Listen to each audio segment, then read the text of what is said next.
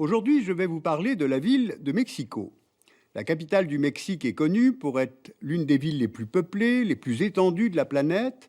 Elle souffre d'une mauvaise réputation en raison de sa superficie, de son atmosphère qui est polluée. Et ces questions sont d'autant plus préoccupantes du fait que Mexico est fondée sur d'anciens lacs, sur un plateau à plus de 2000 mètres d'altitude, et elle est entourée de montagnes. Eh bien, cette situation géographique pose de nombreux problèmes à la ville aujourd'hui. Eh bien, allons voir quelques cartes. Voici le Mexique et sa capitale Mexico, au centre du pays. Le Mexique est un État fédéral composé de 31 États et d'un district fédéral pour la capitale. Donc allons voir la ville d'un peu plus près.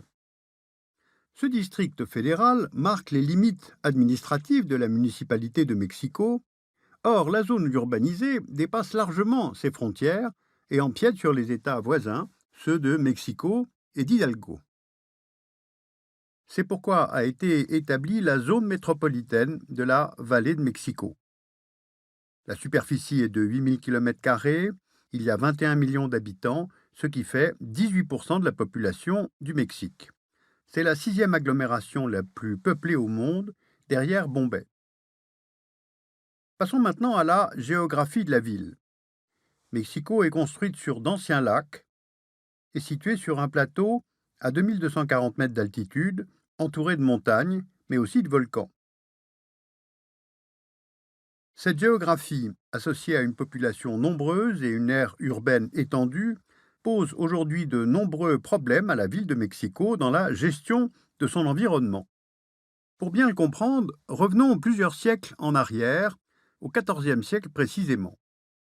À cette époque, la région est recouverte par le lac Texcoco, et en 1325, les Aztèques fondent sur un îlot du lac la ville de Tenochtitlan.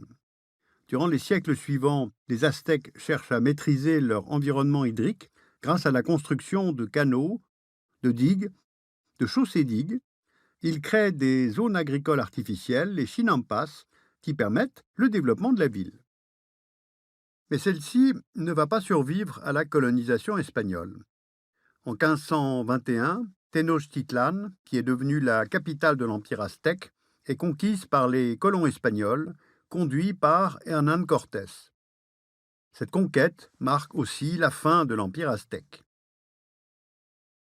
Tenochtitlan est alors rasée et la ville espagnole, Mexico, est construite sur ses ruines. Pour construire la ville coloniale, les Espagnols modifient la typologie du lieu. Ils assèchent progressivement les lacs sur plusieurs siècles grâce à des canaux permettant de les vider et de détourner l'eau des montagnes, les approvisionnant. À la fin du XIXe siècle, vous le voyez, certains lacs ont disparu et la ville s'est étendue. Et il ne reste aujourd'hui des canaux et des chinampas du temps des Aztèques que ceux du quartier de Xochimilco, qui ont d'ailleurs été inscrits au patrimoine mondial de l'humanité par l'UNESCO.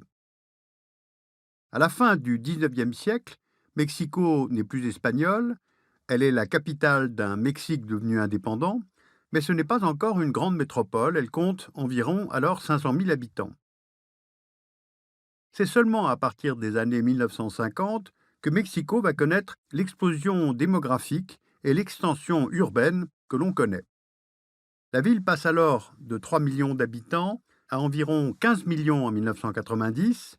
L'aire urbaine a alors dépassé les limites du district fédéral et à 21 millions aujourd'hui. La zone urbaine s'étend maintenant sur 55 km du nord au sud.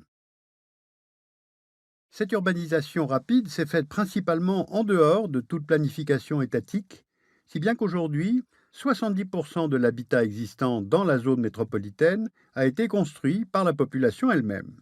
Alors comment expliquer une telle croissance de cette ville? Principalement par un exode rural massif vers la capitale.